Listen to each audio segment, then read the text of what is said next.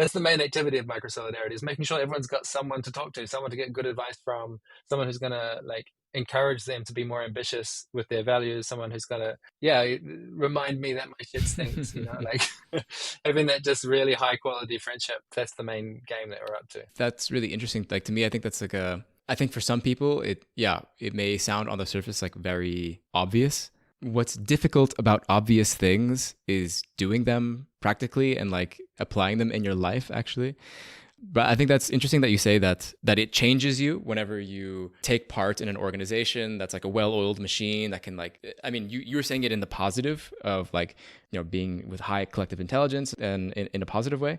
But I've also thought about like, this is also true in the negative when you work for like a giant corporation and like you're really throwing yourself into it and like you're trying to move up the ladder, like it changes you. It really does. And like you become a different person, if you are spending 10 years in multinational corporation X, where you have to be a good cog in that machine, you have to be well oiled, you have to know where all the parts are, you have to know exactly where you can fit, you have to contort yourself into that shape in order to like to make the machine go faster.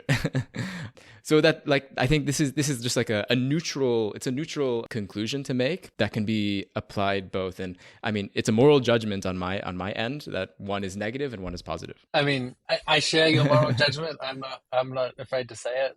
I think most organizations today are geared around a paradigm which, I mean, sometimes we call it the parent-child dynamic, where basically there's a few people in the organization which are the grown-ups, and they have responsibility and the final decision-making say, and they are super empowered. They're like super agents, and then everyone else are kind of like children, more or less. They're like children, and they have some agency, but they've got a bedtime.